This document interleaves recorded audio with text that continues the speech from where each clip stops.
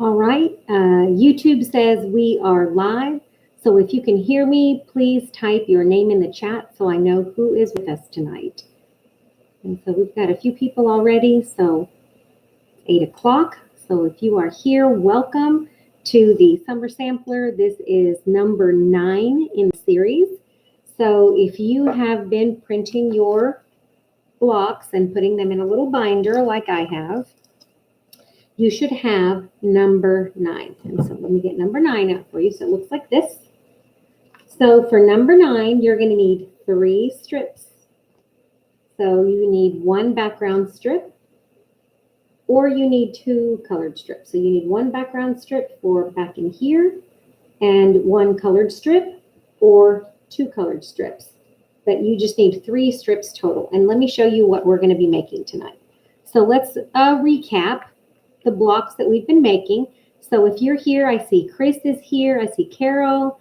Hi. So let me go ahead and recap what we've done. All right. So far, we have block 1. This is what it looks like for me. We have block 2, was the star. We also had block 3, which was a modified pinwheel. We had block 4, which was the basket.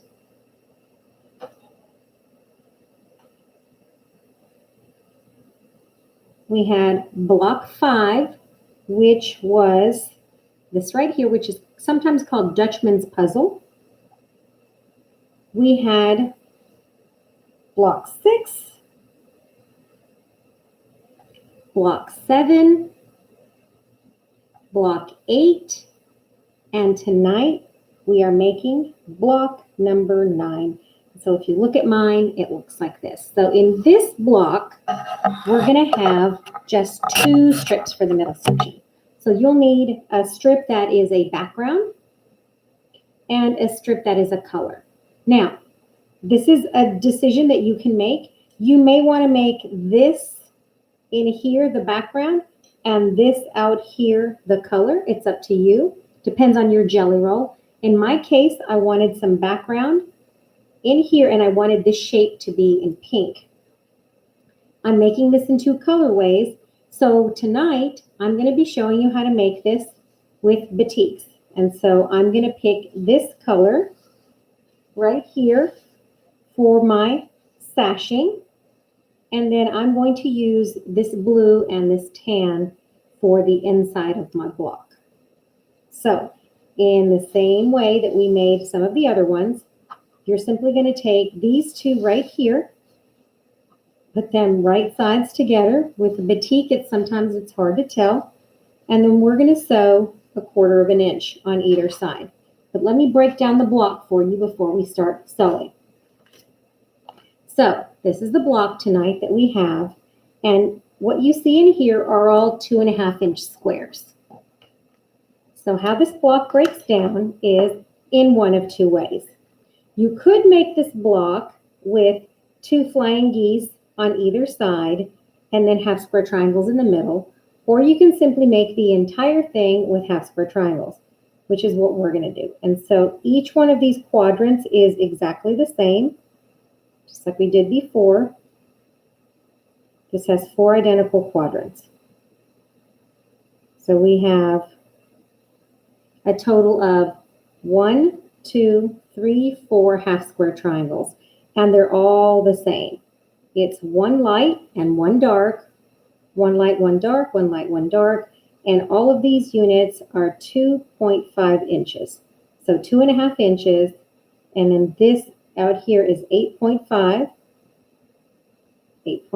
inches, and this out here is 12.5 inches. The internal measurement of your block when it's done should be 8.5 by 8.5.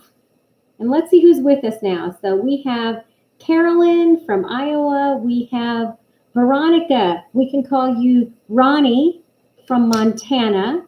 So I'm so happy to see some new faces with us tonight. And so we're going to go ahead and get started. All right. So welcome to the Summer Sampler. I'm super excited. We are going to have a couple of different layouts. So on the website, if you notice, there's a layout for straight of grain.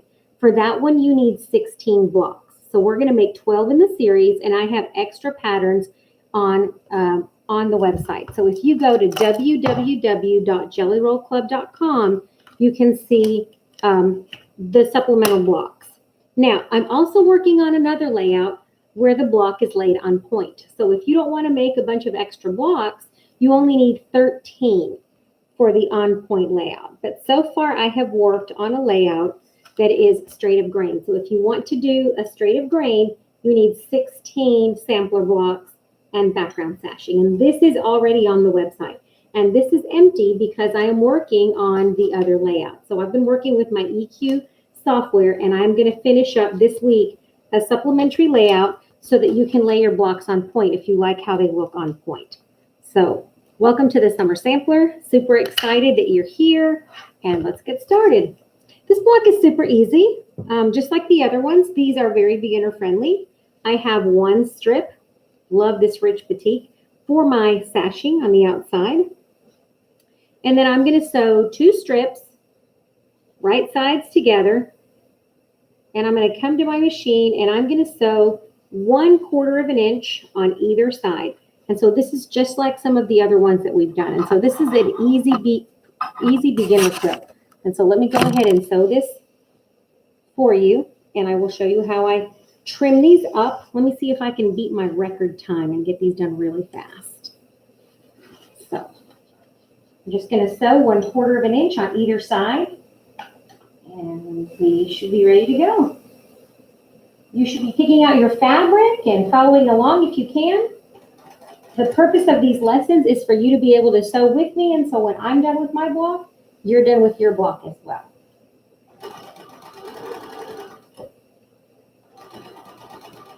Some of you may have noticed I switched sewing machines tonight.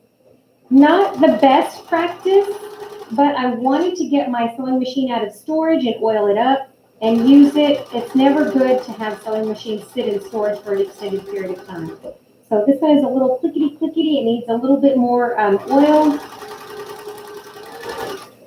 But I wanted to get this baby out of storage and back in use again.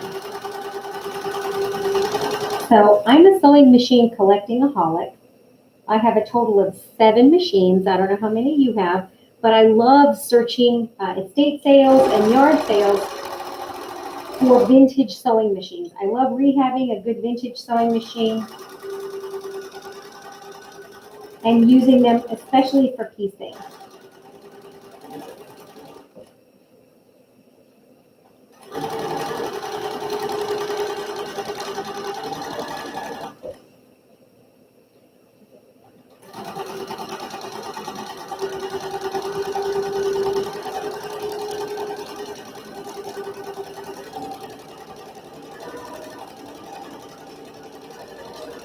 All right, so when you get to the end of your strip and you've sewn one side, you're simply going to sew the other side, and you're going to spin it around, or you're going to sew across the end, and then you're going to sew straight down the other side, just 1/4 of an inch from that edge.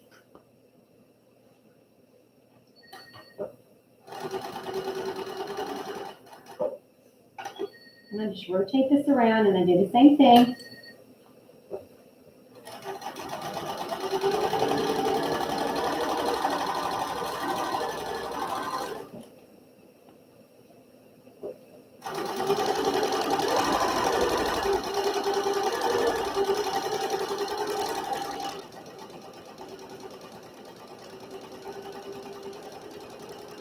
If you notice, I'm not really tugging my fabric. I'm merely holding it, because the biggest issue that I find with accuracy in quilting is when people tug and pull on their pieces as they feed them through the machine. And what that does is that stretches your pieces. So if you see that flex in there, that's the stretch. And that's why sometimes you get a wobble in your quilt blocks, and especially in your sashings and your borders. So don't pull on your fabric with the machine, feed it. And if your machine has an adjustable presser foot pressure. Sometimes you can adjust it or loosen it just a hair so that it doesn't tug so much on those feed jogs and distort your fabric.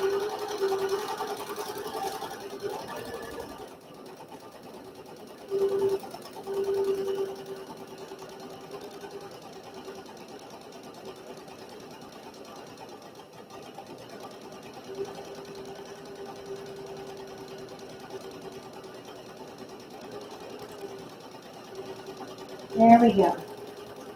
So now I have a little tube, and I've stitched that up on both sides.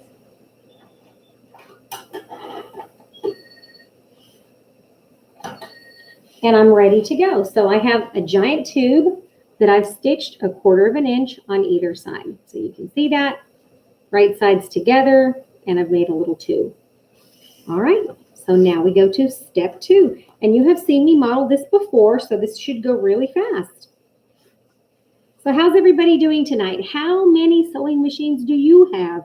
Are you a sewing machine addict like me? I love vintage sewing machines, so I could find a machine for 40, 50 bucks that I can soak in some oil and fix all of its parts. I love doing that. So I'm a vintage machine lady. I like the oldies. All right.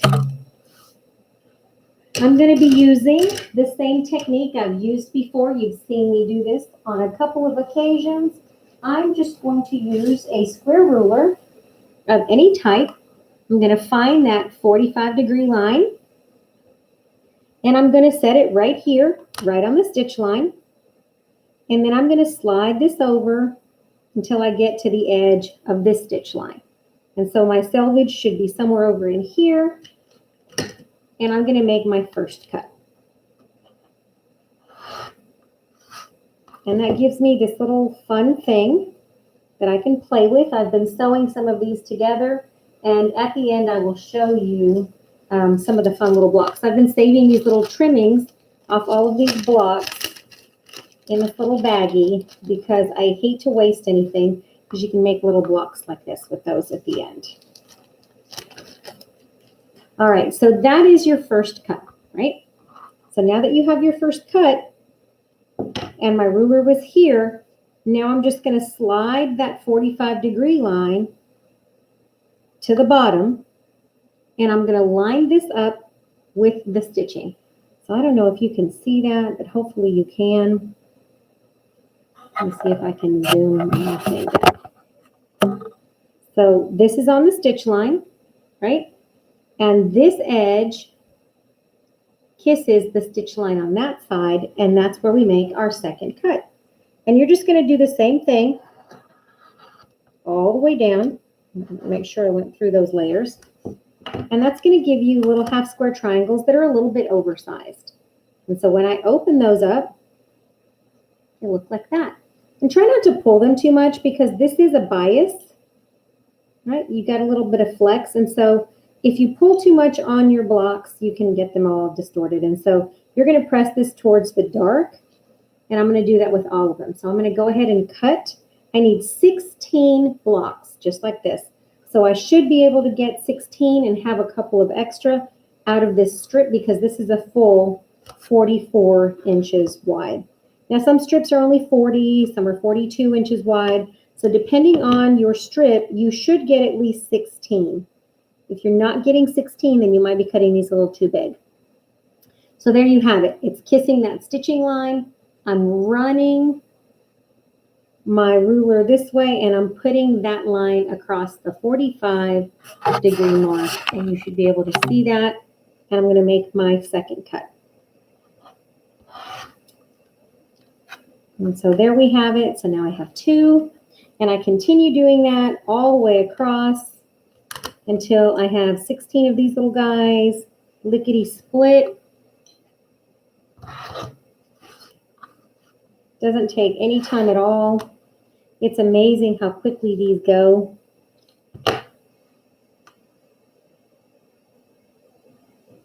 Just line them up over to the other side. And I can go this way if I'm careful. And now I have a little stack of 4. Now, if you don't have a square ruler, but you have another ruler that's called companion angle. This is a little tiny miniature version. You can get these for fairly cheap. So this is a mini companion angle, as you can see that. That one does the same thing. And so I can lay this right on the stitch line, lay that there.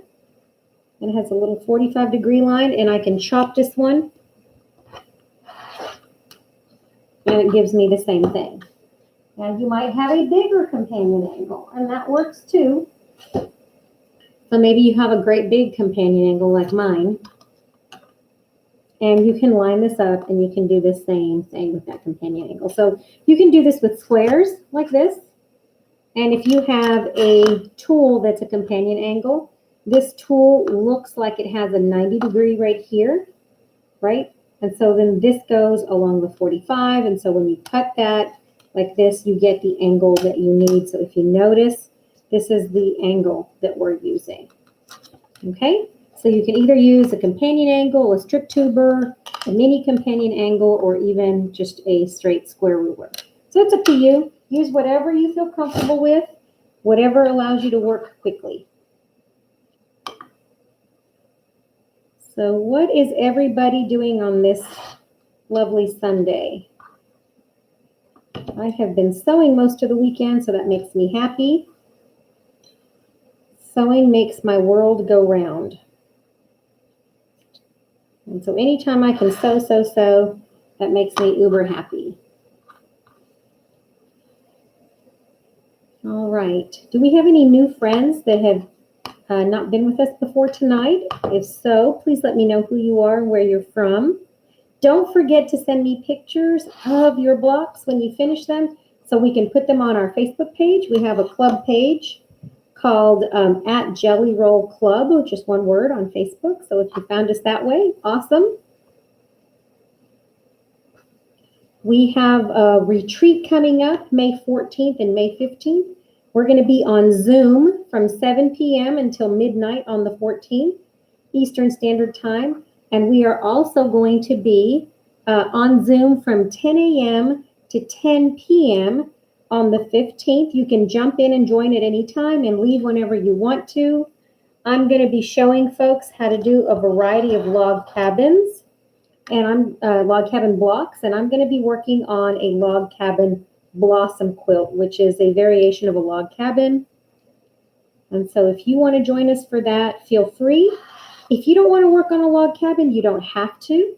You can just bring a project of your choice and hang out with a bunch of quilters online if that's what you want to do.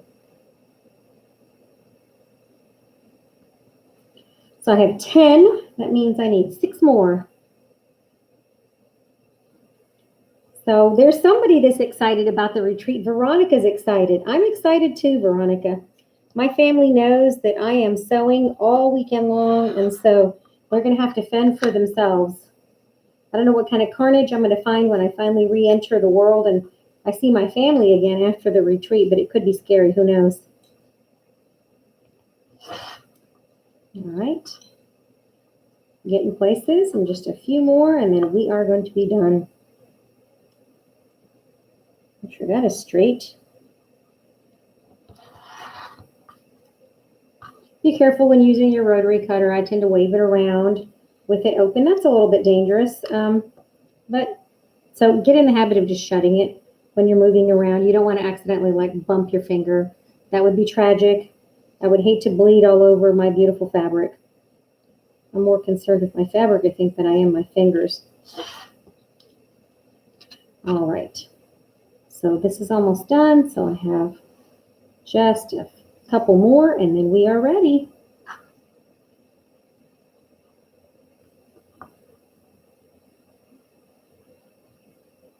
So if you want to tell me how long you've been quilting, if this is your first time with us, tell me how long you've been quilting and what kinds of things you'd like to learn.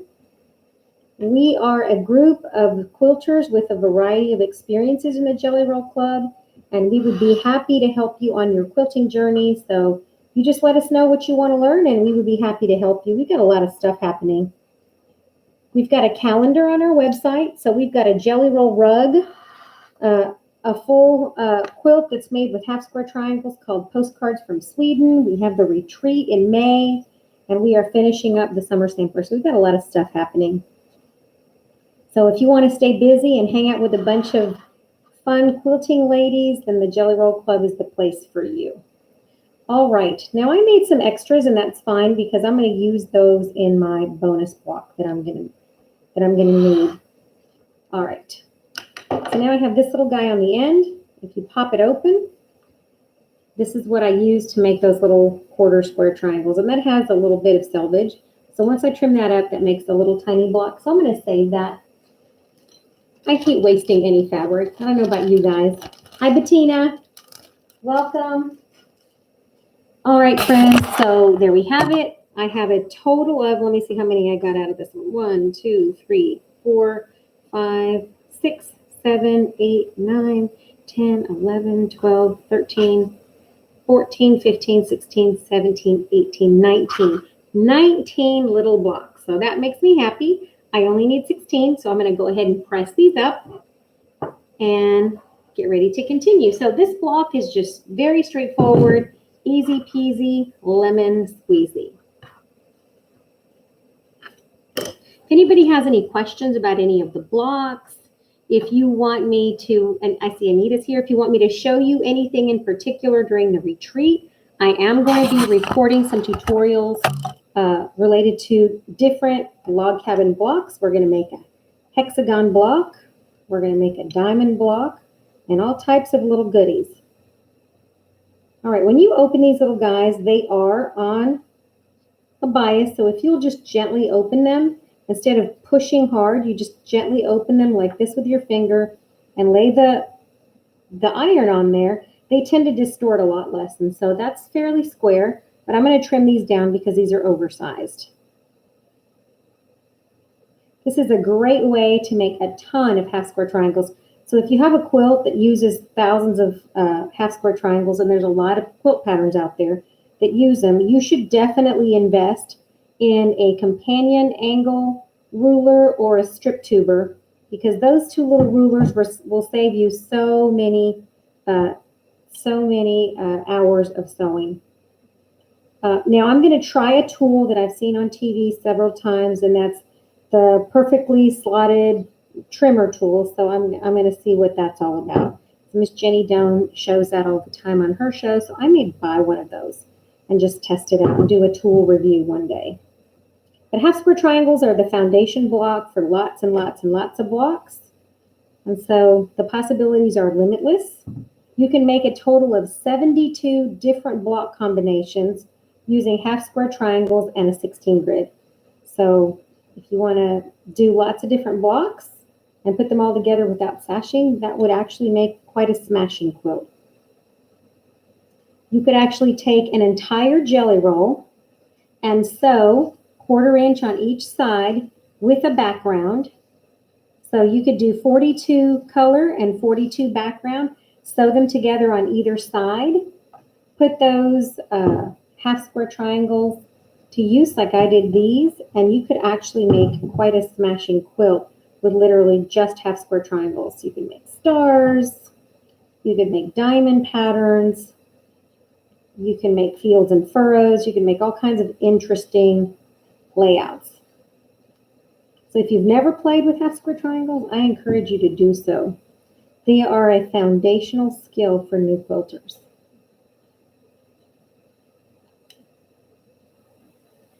So I have a question. What do you do if the square is not the size you cut it? A lot of times when you sew, if you notice here in the seam, there's like a little bend. And so even though this is a 1/4 inch seam, I'm losing a little bit. And this is why I make my blocks oversized and then I square them down. That's why I square them down, because after you press, that's why a lot of people will trim them up when they're in this position like this, and they'll square them up. But then when you open that, you lose a tiny bit when you press that. And sometimes when you press it, it shrinks a little.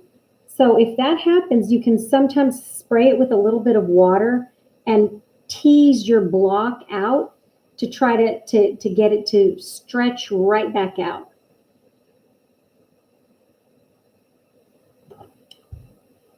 So let's see, Chris uses the slotted half square triangle ruler and you love it. That's awesome because you know how it is. Once you've been quilting a while, you start to collect all kinds of rulers. And I literally have stacks and stacks of rulers. I mean, I have this square and I have a mask ruler and I have a 60-degree triangle and I have little squares and medium squares and rulers that look like this. And so at this point in my quilting life, I don't really want to invest in another tool unless it's going to save me a ton of time.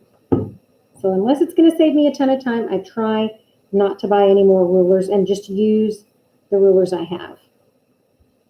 So I'm definitely going to be checking out that Simply Perfect slotted half square triangle ruler and see how that goes for me. Because I want to make an entire quilt with large half square triangles. I've amassed quite a stack of layer cakes. Normally I only buy jelly rolls, but I happen to have found some layer cakes on sale and they're really pretty. So now I have 10 layer cakes and I got to figure out what to do with those. And so extra jumbo sized half square triangles is what I'm going to do with mine. And maybe make some extra large carpenter stars or something. But we shall see. The adventure in quilting will continue. All right. So these are coming up pretty nicely.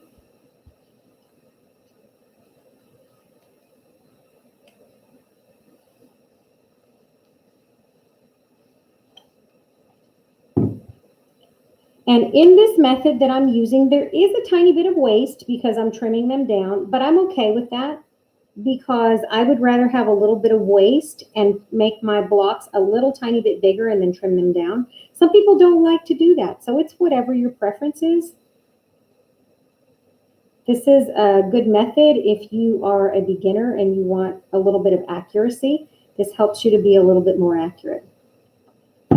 Once your blocks are like this, try not to move them when they're still hot because what happens is when they're hot, it just kind of sets them. So what I do is I tend to kind of leave them. If you notice, I just kind of come back and just leave them in a little pile and lay my iron back down on them. And that just makes them perfectly flat.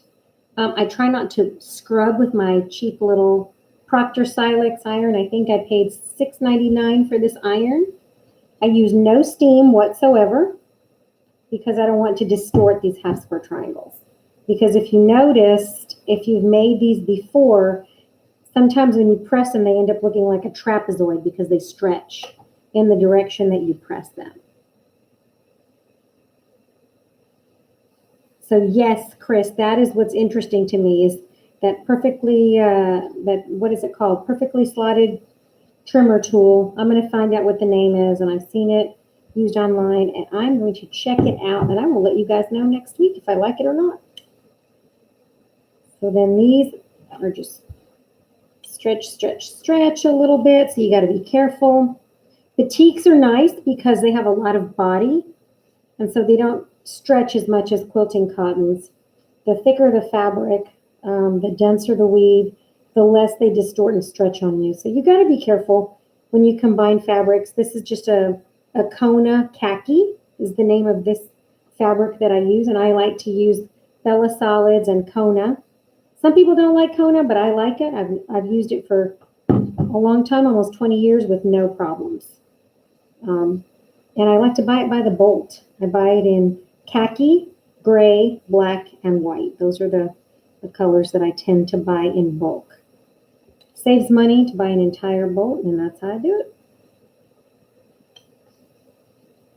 All right, friends, lickety split.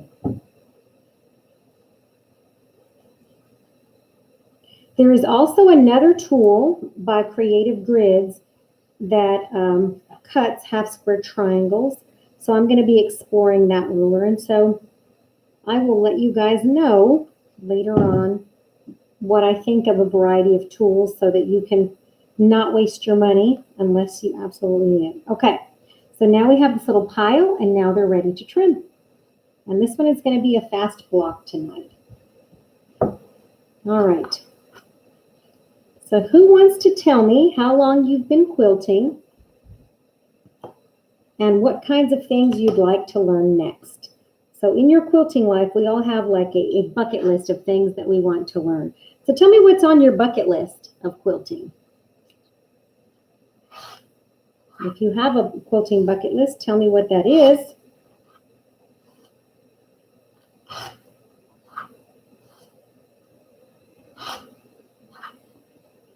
If you notice, my fabric was stuck to my ruler because I put little rubber feet, and these little rubber feet really attach themselves to the fabric, and I can move it around without even having to use a secondary little rotating mat.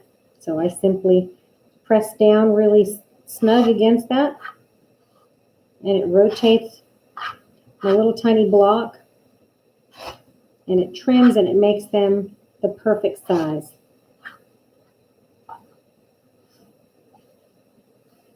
And I like trimming in between each step. I think it just helps you to be more accurate. Sewing an accurate 1/4 inch seam is a super important life skill as a quilter. So we have Veronica, and she says, I'm new. This is my second quilt ever. Well, Veronica, you are welcome to join us anytime. We have a lot of like Zooms that we do. They're like a sit and sew, but they're called Zoom and sews. So we do those every so often. You're welcome to come join us and work on your projects and ask questions. We love to have quilters, and we share lots of tips and tricks with each other because that's how we learn. There's not a formal quilting school per se that you can go to, but everything we do is free. And when you're a new quilter, what you need is lots of fabric. So come to our groups. That way you can spend all your money on fabrics instead of patterns. So we will always have free things for you to do with us so that you can enjoy your time and learn to quilt and not waste a bunch of fabric, because there's nothing more tragic than cutting things the wrong size or misreading a pattern and wasting perfectly beautiful fabric. So there's 5. And here we go. Just keep on trimming. And so as you can see, I'm just rotating my little blocks. You can get a rotating mat if you want, but it's not necessary. This is just a regular old Fisker's mat. This mat is not a huge size. It's 18 by 12, and this is a nice size to sit at a table and work, to do a lot of your cutting. If you want to invest in a larger cutting mat, that works great too. I have one on a folding table that's 36 inches long, and I use that for cutting wider strips and yardage and fat quarters. But for all of my jelly roll projects, I just use this little guy, and I do a lot of jelly roll projects.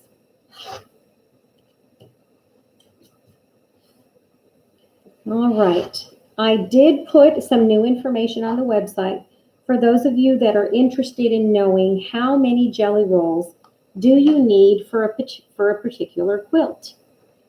And so if you want to know what that's all about, you can check out the website. I have a guide of how many jelly roll strips you need to make quilts of a variety of sizes, and that's always some good information.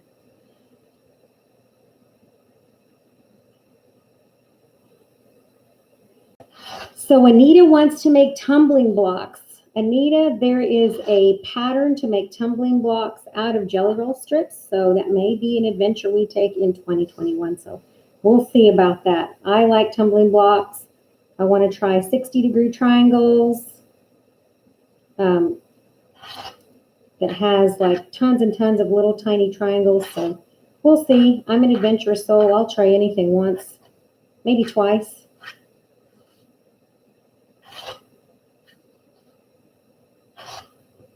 So there you have it. My little blocks are coming right up. And they're all pretty exact, nice and straight. That line on the diagonal is good and square. And so that way for the next step in my journey, I know that as long as I have an accurate 1/4 inch seam, I should end up with a block that's 8.5 by 8.5. And if you notice, when you're using a small little ruler like this, it's important to keep your fingers away from the edge. So I tend to hold my ruler from the back half. So there's like a little white line, and I tend to hold it from the back half. and keep it away from my rotary cutter, because the last thing that I want to do is get a little too aggressive with my rotary cutter and hurt my fingers. Now, one thing that'll help keep you safe when you're using a rotary cutter is learning how to angle your rotary cutter. You should start with it a little bit further back like this. As soon as you butt it up against your ruler, then press. And I just tend to try to keep it at a 90-degree angle like this. So instead of like leaning it or like this, if you hear any kind of grinding, then you're not using your rotary cutter well. And you can really nip the edges of your rulers, and you can put nicks in your blades, and they're expensive. So I try to not nick my blades, and they last about one blade for every project. So if I have a quilt, I usually start with a fresh blade when I start a new project, and I do the same thing with the needles in my sewing machine. I change the needle every time I start a new project, because having a fresh needle and a fresh rotary blade really makes a difference when you're quilting.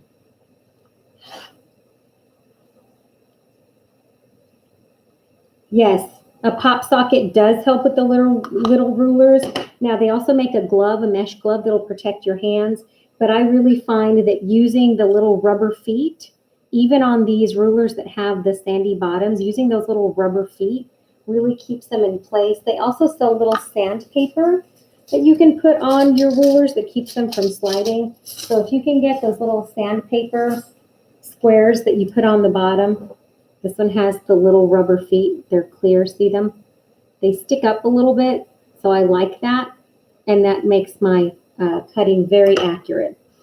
So that's one of the reasons why I use those little guys. Push it down like this. And that really grips that fabric. And then I do one quick sweep with my rotary cutter. I try not to have a rocking motion. And it makes those nice little squares. And they've already been pressed, so you always press them first. And then you go through and you trim them up. And that's really just the key to success. Some people like to use those really expensive machines to die cut all their pieces.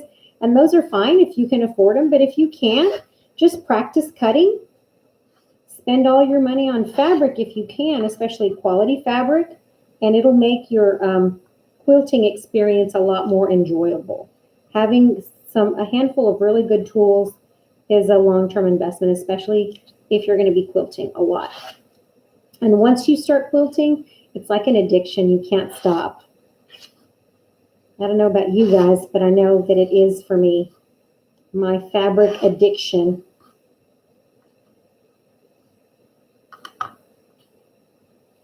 Skateboard tape is also great. Skateboard tape is definitely a great idea. But anything that's that will help this little ruler just kind of stick, see how that fabric sticks to it, is a great, great thing to use. I have a variety of rulers, but I like the rulers that have, I like Creative Grids because they have the little sandy surface underneath, but the sandy surface is still clear, and so you can feel that little grippiness, and they really attach themselves to your fabric. The other thing that I do, and I think I've shared this before, see how I have a 45-degree line? When I put my dots, I put them away from that 45-degree line. So I put them on either side, but not there. And so this has like a little bit of a hump. And so when I lay this down, it doesn't wobble. So if you've noticed when you have a ruler, especially a tiny ruler, they can wobble like this when you're trying to cut.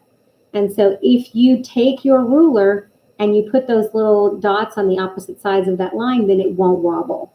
And that's another little kind of trick I've learned over the years, is how to keep my rulers from wobbling and make my piecing and my cutting less dangerous and more accurate. All right. And one last cut. And that should do it. Let me see.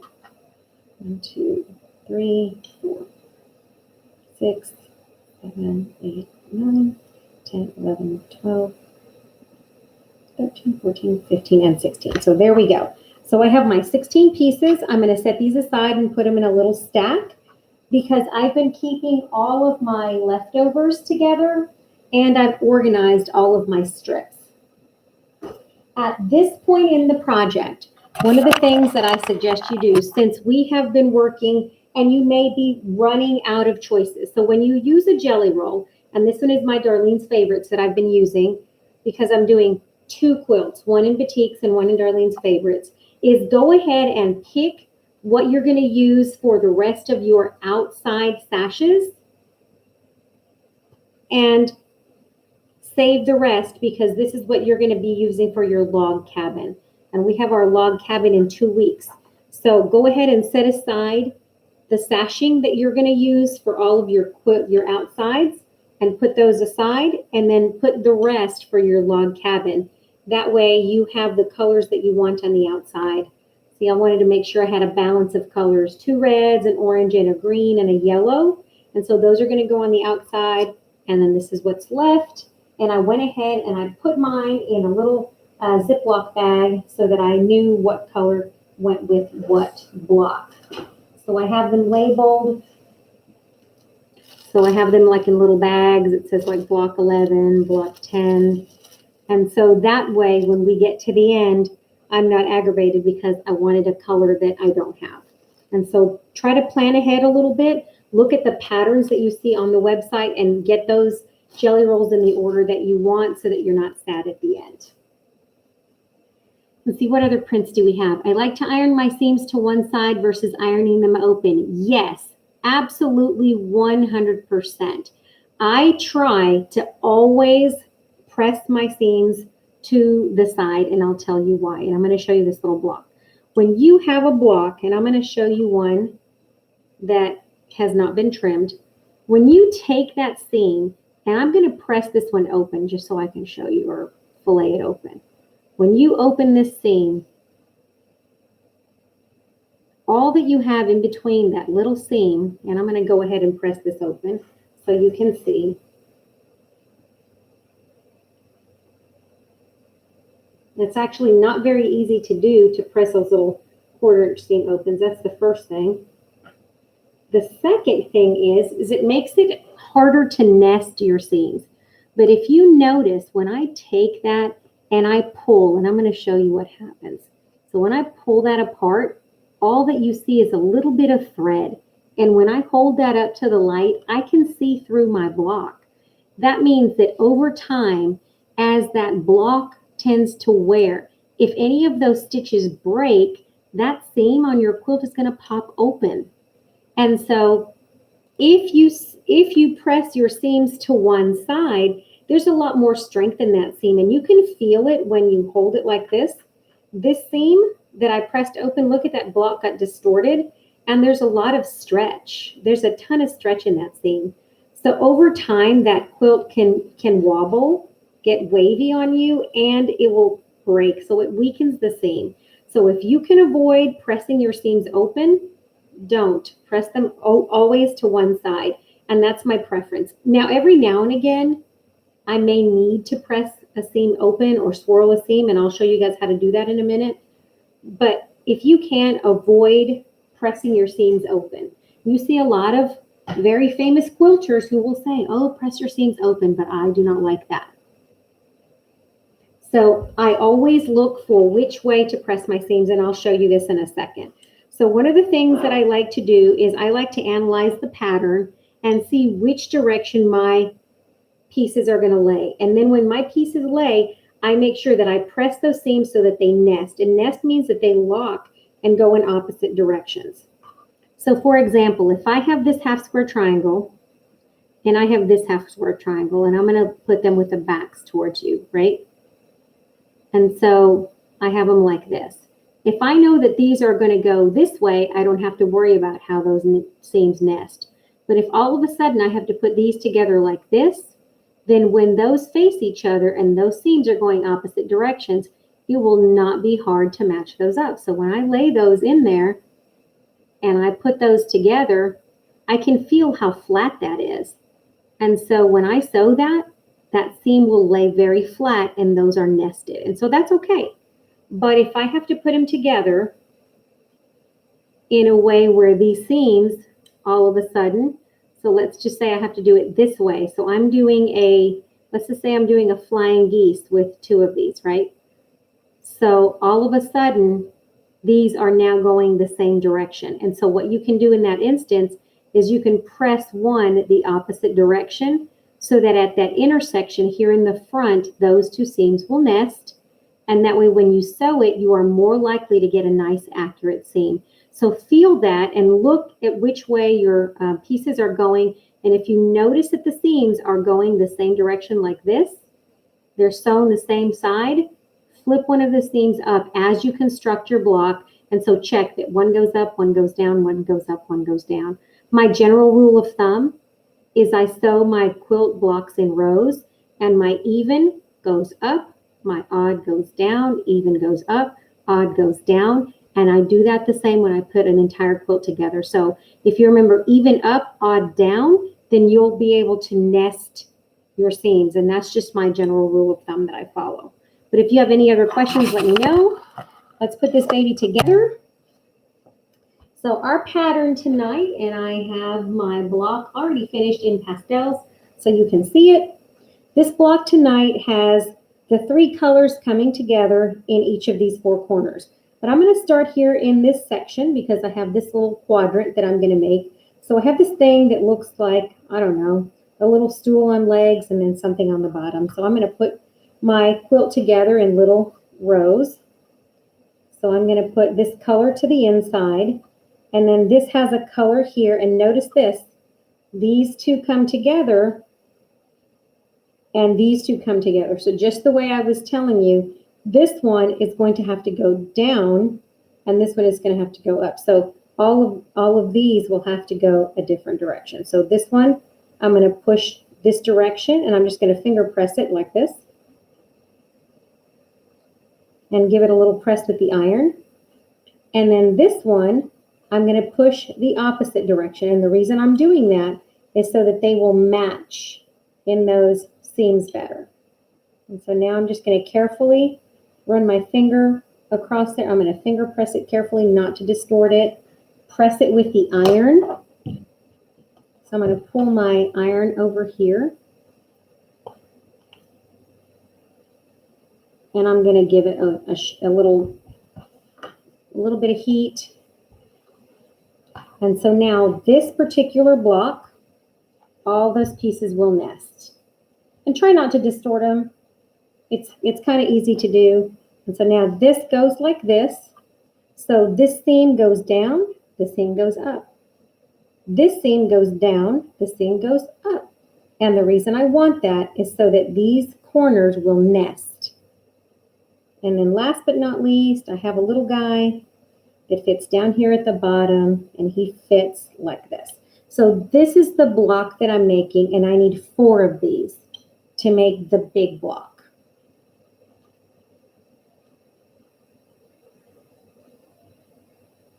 And so let's continue with this process. So now that I have this little 4 patch here, I'm going to repeat it. So I'm going to do the same thing since I'm already here, right? And so this is going to go in, and I know that this seam has to go up. And I do this now rather than later so that I have less problems.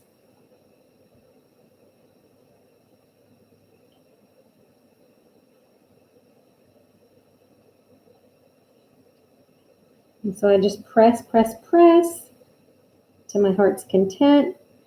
I know I have another one this way that I'm going to have to flip that seam the opposite direction. I can just carefully run my finger without stretching it much. Just carefully run my finger. You can press it from the back or from the front. Doesn't matter. And so if you're careful as to which directions your seams go, then you can get those little pieces to match. And so now we have this, and this will go together in the same way. And so I will have this on this corner, and so all of these will get rotated, and this will come to the inside, right? So all of these will now meet in the middle. And so I have another one that goes here. And I have another one that goes here. Now, if you don't want to flip your seams every which way like I'm doing, you don't have to. You just want to pin carefully.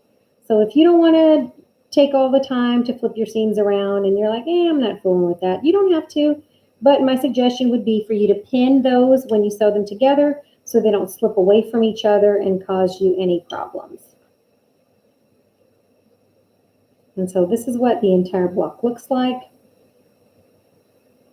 And I like the way that that's looking. And it looks just like that. So this is the block. So I'm going to go ahead and put it together in rows. These have already been flipped the way I want. The same with these. So I will start with this row here, and I will just put these together like this. And I will sew a 1/4 inch seam, so I'll take them over to the machine and take care of that. Anybody have any quilting tips they want to share with anybody who's new on this channel? So if you have some quilting tips that you want to share with the rest of us, please go ahead and drop those in the chat. Love to hear what you're doing.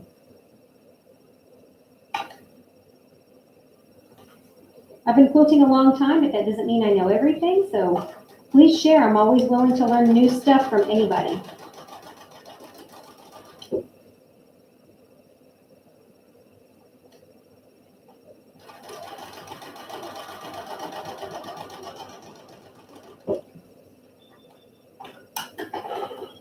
This machine has a thread cutter, so I don't need a leader and ender with this machine. My other machine does not have an automatic thread cutter that I like, so I don't use it. All right. So now I have these little guys, and I'm going to flip my seams opposite directions for that too.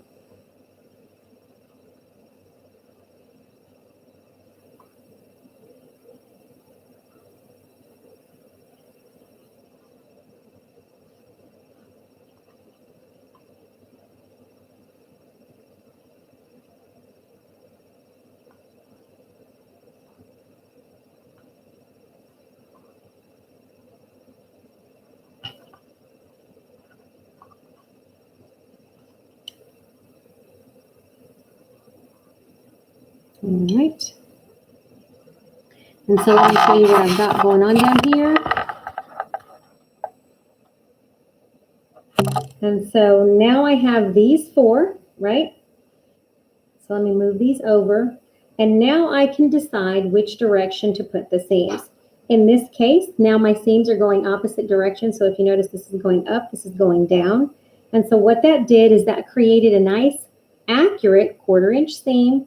And that point is nice. I like that. And so now I can join this one like this. And then I can just take my fingers right here and nest those seams like that. Push them together. And now when I sew it, look at how nice they fit on the end, very exact. And then when I come over here, I just barely tease it, and I don't even have to use pins, and that will stay together. So I'm going to take it over to the sewing machine. I hang on to that seam, I line up these edges, and I sew a 1/4 inch seam, and it makes it super exact.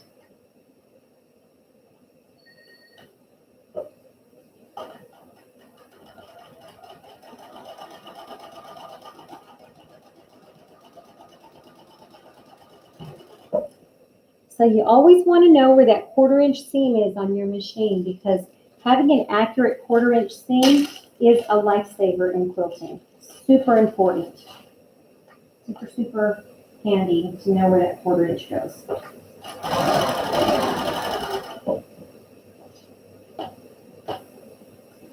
All right, friends. So when you open it, you get those nice sharp points. Look at that. Those things match really well because my seams are all nested. And so now I can lay that down because that's the way it wants to go. And I'm going to give it a little press. And so now I'm going to press that. First from the back, just a hair. And now from the front. Trying not to distort it. So I'm just going to pat my block down. And I'm going to try not to distort it. And if your block looks like it's stretched, just push it back where it belongs and then give it a little press. So that one kind of looked like it was stretching a little bit in the wrong direction. So I'm just going to tease it with my fingers, put it in place, and then press that. And what it does is look at those little corners. So it matched. I should have a 1/4 inch seam here, a 1/4 inch seam here, so that when I sew that sashing on the outside, it doesn't chop those points. I should have a 1/4 inch there and a 1/4 inch there. If you notice there's a little bit extra, I'm not too worried about it. I'm going to measure that, and if that measures 4.5, which it should, I can just trim that because it probably just got stretched a tiny bit. And so it's not a big deal. It's not a big deal at all. So I'm going to measure that little guy, and that should measure 4.5 inches. So let's scooch this out of the way. I'm going to take my ruler, and I'm going to measure it, and just like I thought. This is right at 4.5 inches, and so that right there is just excess, and I'm going to chop that off. And as long as I keep that 1/4 inch seam, then I'm good. So I can trim that off. It's not necessary. And that still has a 1/4 inch seam. It's now a scant 1/4 inch, so I'll have to be careful when I put it together. And so now I can make 4 more of those. And this is why my seams get nested the way they get nested.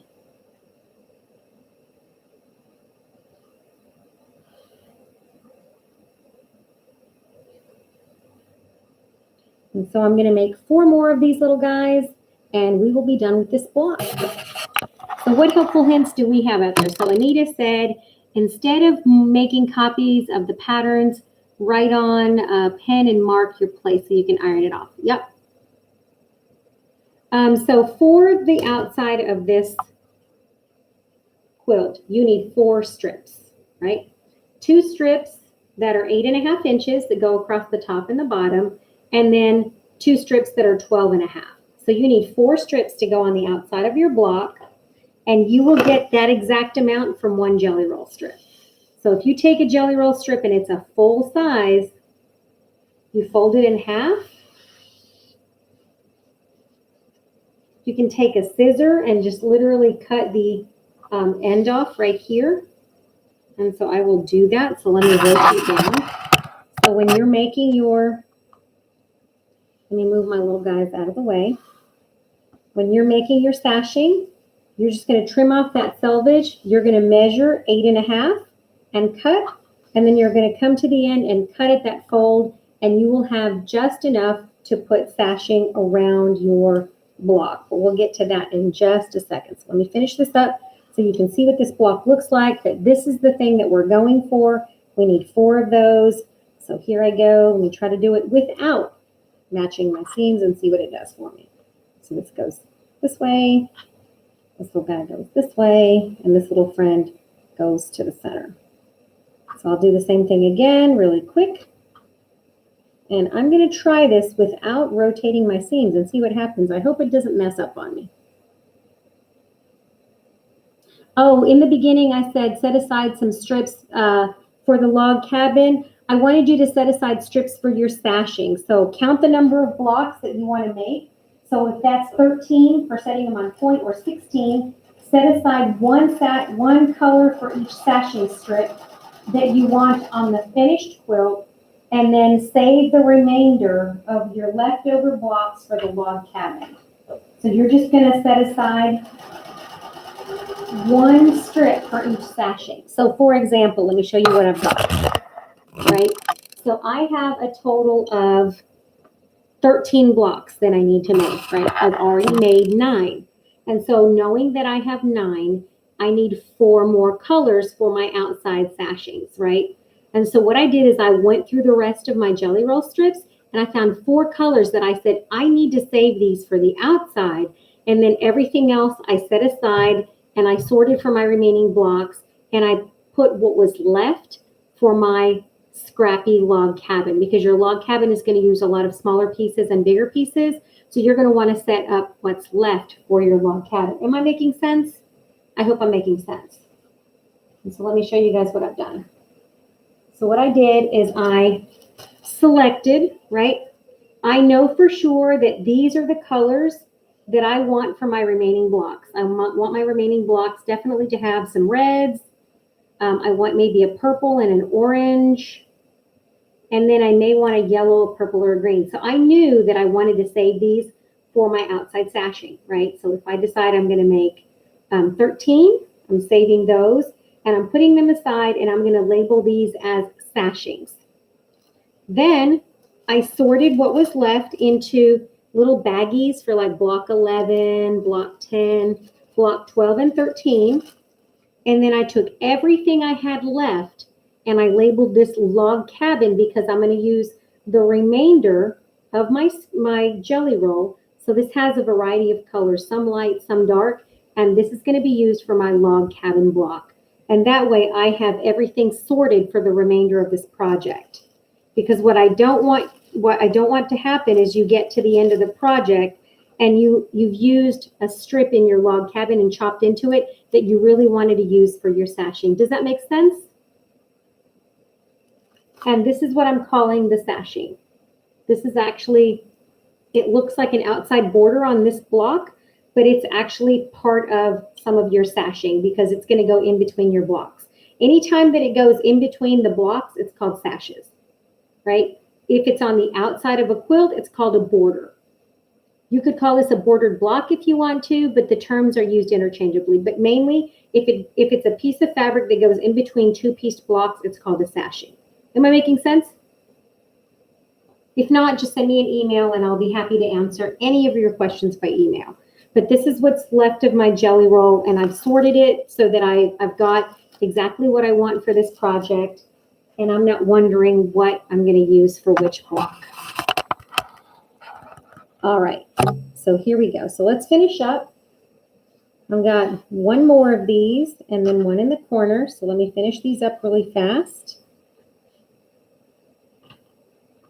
And I just want you to kind of plan ahead the remainder of your project. So whatever you're doing, if you're using a jelly roll, if you're using yardage or scraps from your collection, it doesn't matter as much. But if you're using a jelly roll and you only have a certain number of colors of each strip, you may want to really plan ahead. And so that's all that I'm asking you to do is think ahead if you have a jelly roll strip so that you know exactly what's happening. Okay? And let me know if that's clear as mud, please. All right. Now, some of you guys may have been working on the double wedding ring with us, either the template method or with a quick curve ruler. If you still need help with yours, I'm going to be available during the quilt retreat to help you with that project. So whenever you come in and you check in, I'm going to have a schedule for the retreat, a morning session and an afternoon session, so that you can get instructions to finish up your project with us. So that's not a problem. So you just let me know.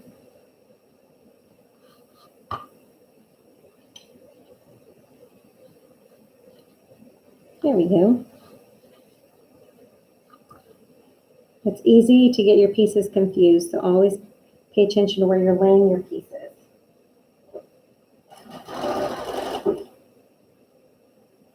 I try not to get too confused, but it happens.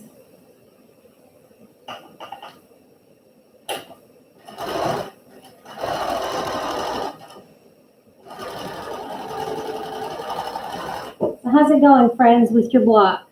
You getting all these little pieces cut out and trimmed? There's a lot of trimming on this one. A lot of little trimmings.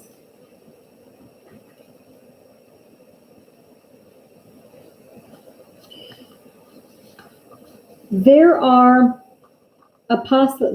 three possible layouts for this quilt.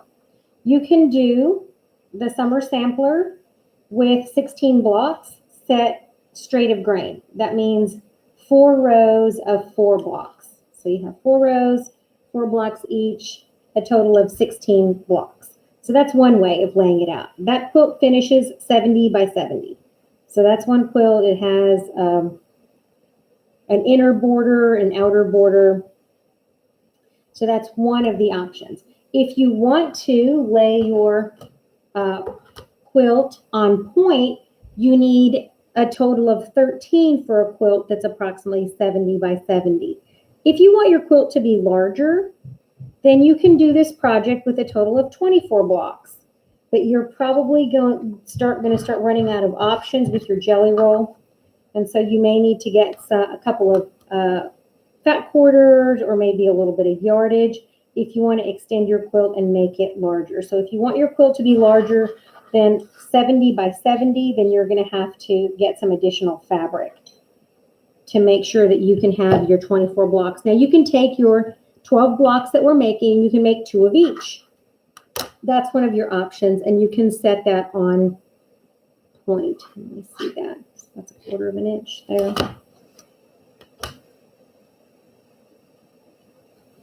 Four and a half. I always measure mine. I like to make sure that my blocks are going to end up 4 1/2. So there's a little bit more here. So I'm going to trim it on this side and trim it on that side. This has a wobble on each side, so I'm going to take that out. So when you have that, if you noticed, my quilt had a little bit of a wobble on one side where it was a little bit longer. And so I took that and I made sure that I still kept 1/4 of an inch on either side.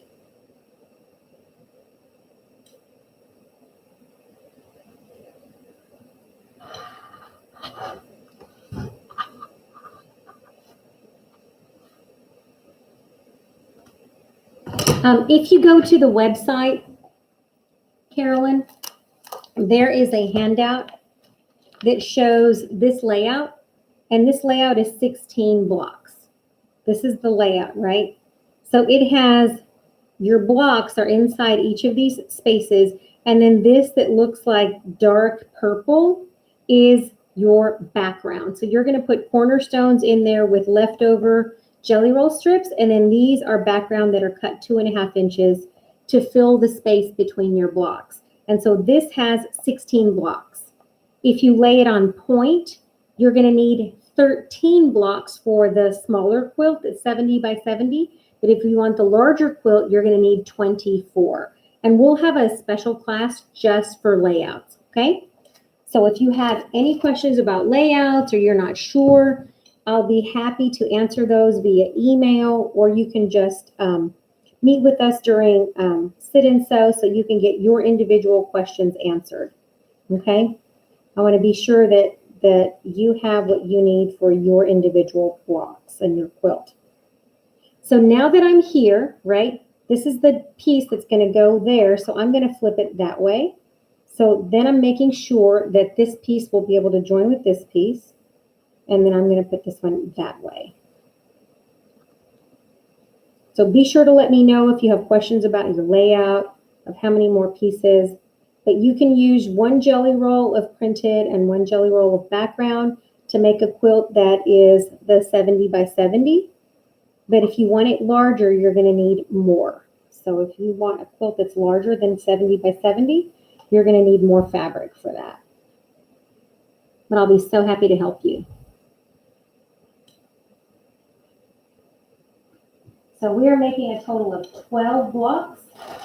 And if you do it straight of grain, then you need just to have 16. So you need 4 more. And you can get those on the website.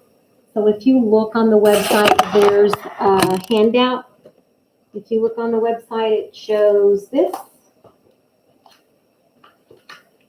And it's a handout that looks like this. And it has half square triangles 25 ways. So you get 25 additional blocks that you could make. These are extra. You don't have to make these. These are just extra blocks so that you can reach that 16. So we're making 12 as part of the summer sampler series, and then you're going to need 4 more blocks. So you can either repeat some of these blocks. So if you want 4 stars and you want to put a star in each corner, or if you want to make one of these blocks and put them in this row, you can. So the decision is yours. You're designing your own quilt. I'm showing you how to make 12 of the blocks, and then the rest is up to you. So you let me know what you want to do, and I'll be happy to help you. Does that make sense? All right.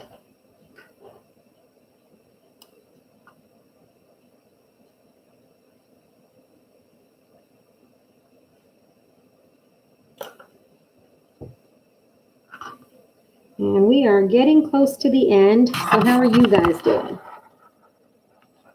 We have a total of 12, Chris, blocks. So we are on block 9. That means we have 4 blocks that we are making together. So we have a total of 4 blocks.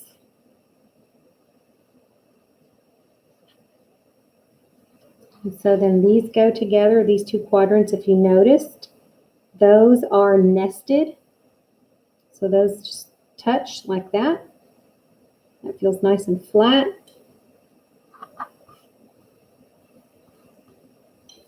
And when you sew that, make sure that you don't sew into that little crosshairs right there so that you don't chop off your points.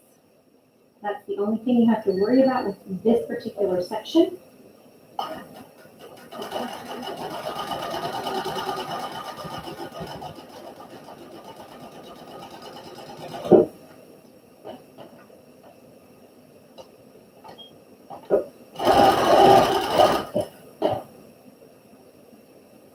And we're getting close, people.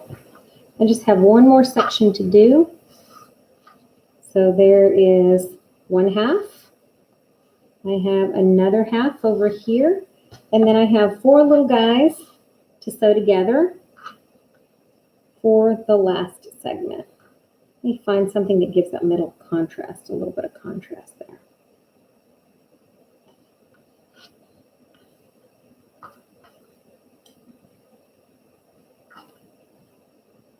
And let me get these little guys sewn really fast.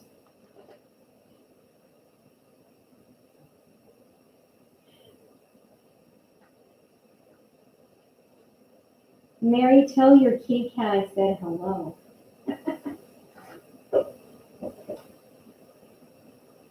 Kitty cats like me. I have been a cat lady most of my life. It started when I was 12. My first cat was Nina. And I've always had cats in my life for most of my life since then, since I was 12. I've had lots of cats, Tiger and Boots and Maggie and Kevin James. And currently we have Princess Charlotte in the house. So I have been a cat lady my whole life. I love kitty cats. I love dogs too, but I work a lot of hours. And dogs require a lot of attention and affection. It would not be fair to a doggy to live with me. So maybe when I'm retired, I'll have a doggy. But right now, I'm okay with my kitty cats. The one kitty cat that we have upstairs. And she's a sweet little lady. All right, I'm just checking to see which way they go. So this goes that way. This goes this way. Always nesting your seams. Check with your finger to make sure it's good and flat. Match those ends to make sure that those go the way you want them to go. And you're off to the races.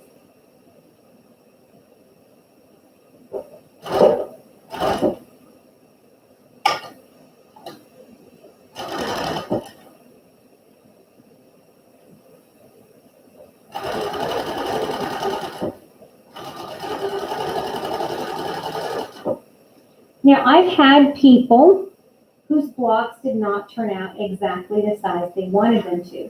And you could do a couple of things. You can take and you can spritz your block with a tiny bit of water. If your block is too small, you can take and spritz it with a tiny bit of water and just give it a little stretch and let it dry. Or if your block is a tiny bit too big, you can always hit it with a little bit of steam and shrink your block just a hair. And so you can do that. I try not to manipulate my blocks. I try to just trim it and sew accurately. See, like that, nest those seams. And that is much better than trying to make your blocks work. So it's much better to do it that way.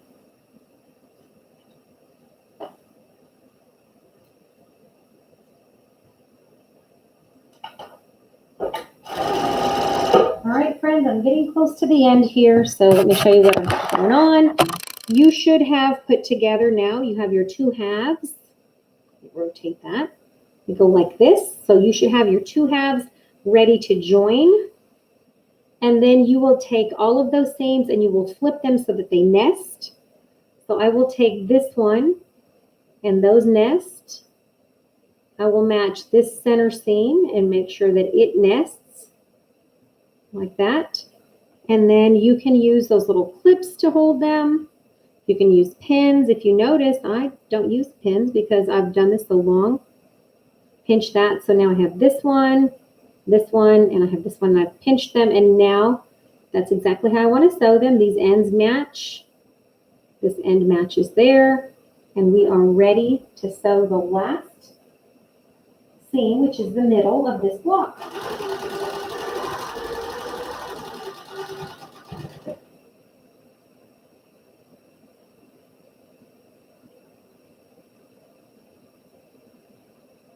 If you need help with any part of this project or any of the projects we've been working on, like I said, join us for the quilt retreat.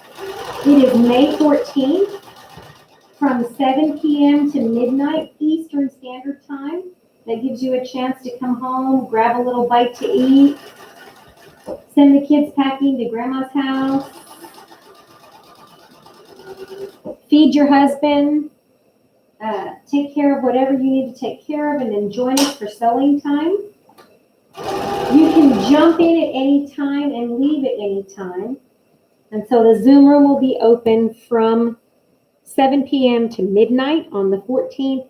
And then on the 15th, the Zoom room will be open from 10 a.m. to 10 p.m.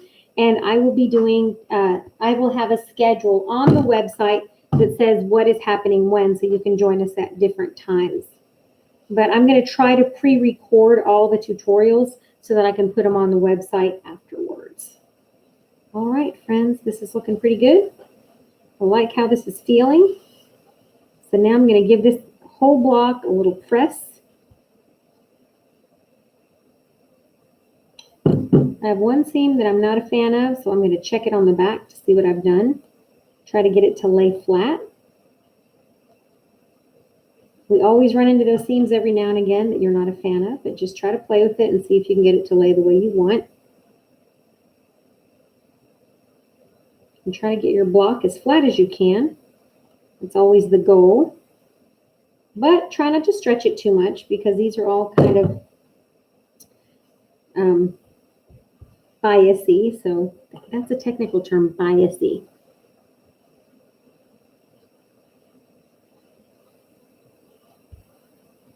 Yes, there are cutting directions for the pineapple blossom on the website. So that's the one I'm going to be modeling, and then I'm going to show you how to do the others. So I'm going to do demos for the others, but the pattern you're going to have, all the cutting directions are on the website for the pineapple blossom, which is the feature project.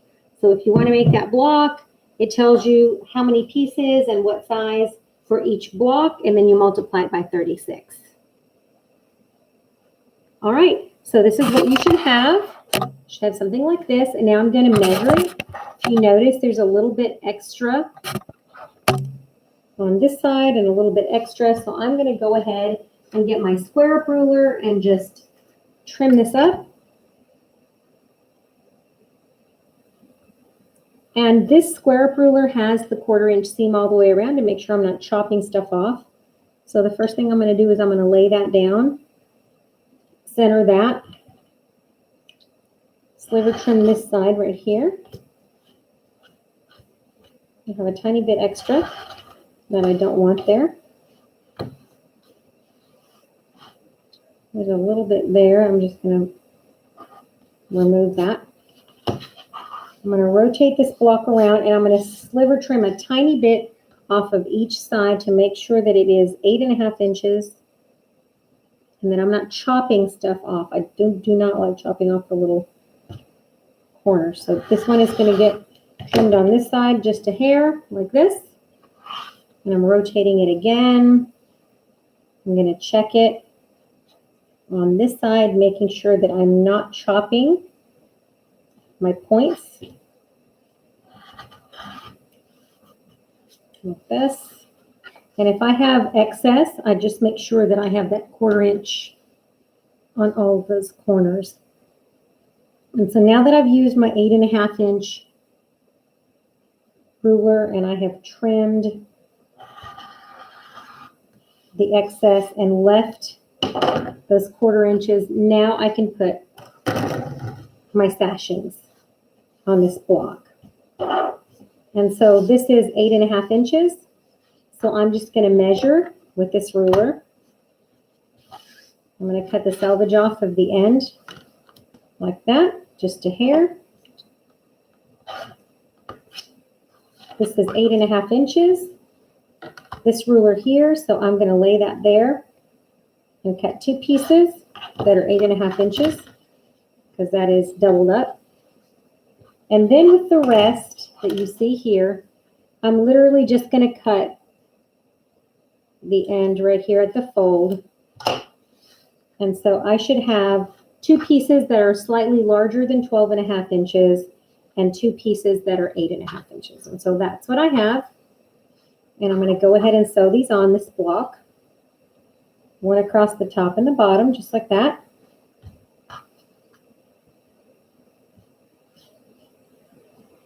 And then I'm going to take this over to the machine and sew it.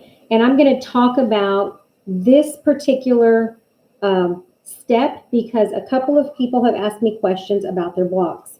They have said that there's wobble or a wave when they open these up, so I'm going to talk about that. So one of the things that causes that wobble or that wave is when one of these 2 pieces gets stretched when sewing.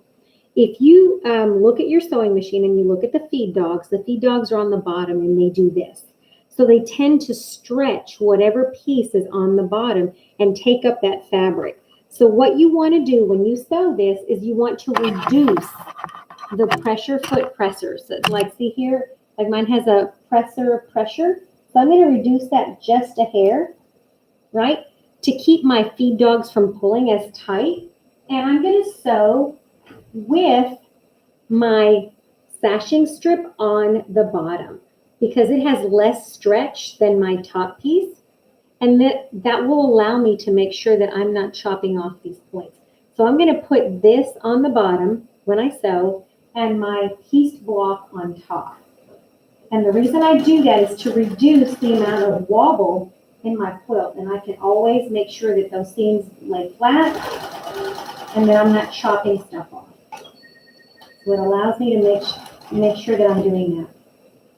And so always put the piece that has the least amount of stretch on the bottom.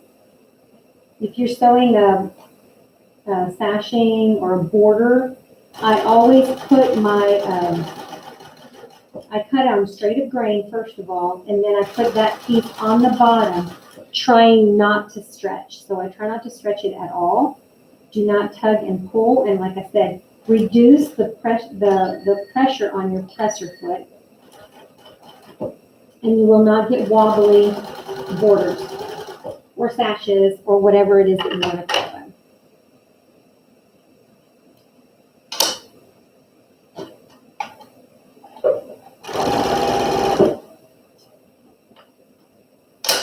And so now when I press that open, there's no wobble along that seam, if you notice. And I'll do the same thing on the other side. And that's just a trick I learned a long time ago from an experienced quilter, and I never forgot that. So I will put this on the bottom.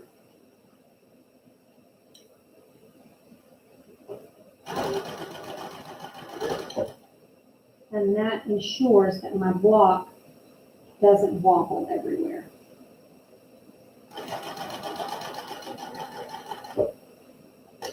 Or get funky waves.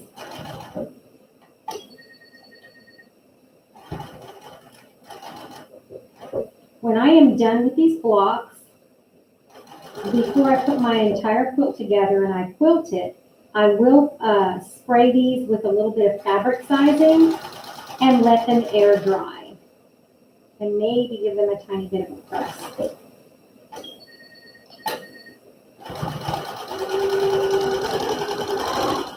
And try not to stretch.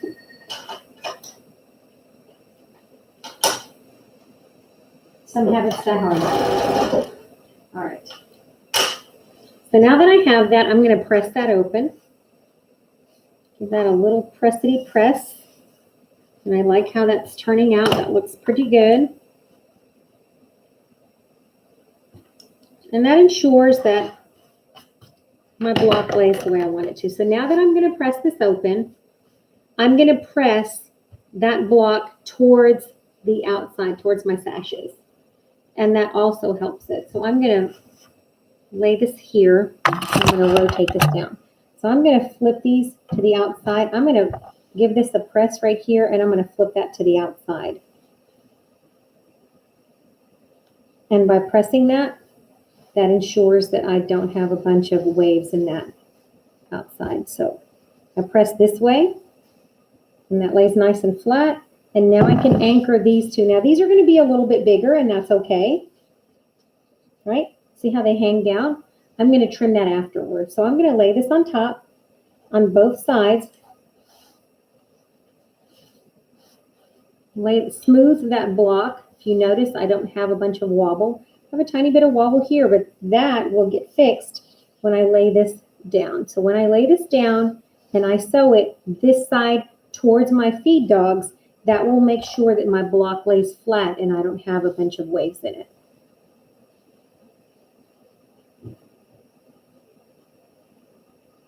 And so now I go over here to the sewing machine and I will sew with those down. So those are going down. So I'm going to set that aside. I'm going to line that back up the way I want it, making sure that I can see that along the edge, and then I'll sew.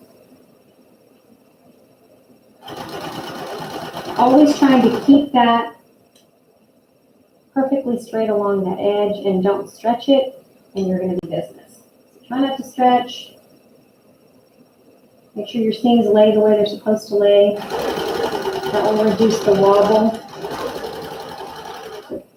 That will make sure that you don't have waves. If you have a friend that's a long arm quilter, do them a huge favor and learn how to attach those borders and sashes, because having all those waves and fullness on the outside of a quilt is very aggravating to somebody who's long arm quilting your quilt top. And so I know that Mary's on here and she can tell you that, right?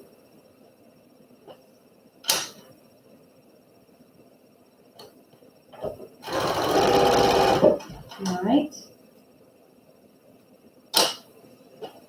So if you notice, there's no wave in that. So that lays very flat, and I like that. That's how it should be. So I'm going to take this on the other side, do the same thing. And it's okay that it sticks out beyond the sashing. That's okay, because that'll get trimmed up in the final step.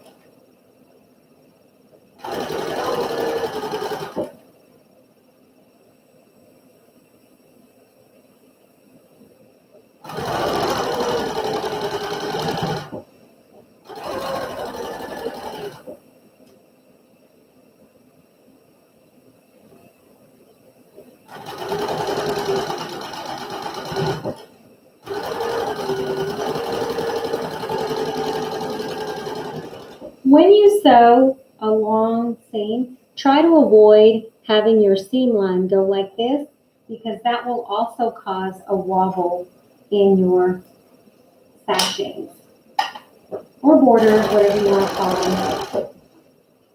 So there we have it. I'm going to press that and trim it up to 12.5 inches. So now that I have this, I'm going to just take and give it a press along that long seam.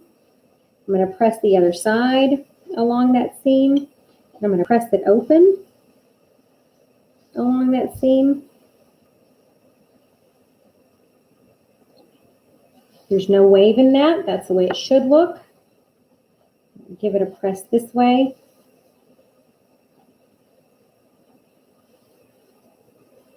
I'm going to carefully tease that. I don't want to distort and stretch my block. Making sure that I press this way along that seam.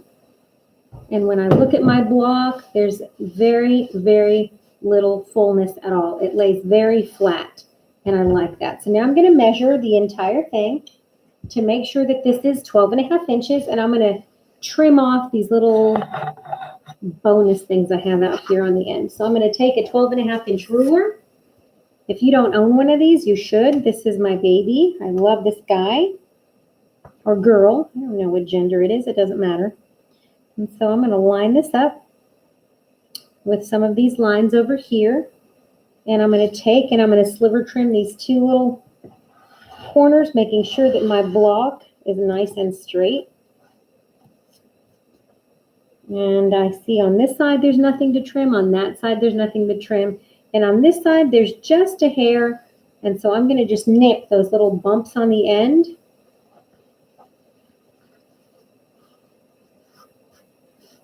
And I like how this block turned out. So it is 9:30. That means we are right on time, because that's about how long it should take us to do these blocks. So I'm measuring this now. I'm straightening it out to make sure that I don't get these crooked. I'm going to trim this over here, and I'm going to take this little nibble out, these little extras, and there you have it. So we have now finished block 9 of the Summer Sampler Series. Here's mine. I hope you loved this block. I think this block is really pretty. This would be great scrappy. So if you have an entire quilt, this is a great little pattern. So this is what mine looks like. I will see you guys next Sunday. Please send me an email. It is Yvonne@jellyrollclub.com if you want to email me. Send me a message on Facebook Messenger @JellyRollClub. Send me a friend request. As long as you're not a creepy mass murderer, I'll be your friend. So it doesn't matter. All right, friends, have a great night. Have a great week. I will see you guys next Sunday. Don't forget to check out the website, www.jellyrollclub.com, so you can see the tabs across the top of all the different things going on in the club. Have a wonderful night, everybody. Goodbye. See you guys later. Bye-bye.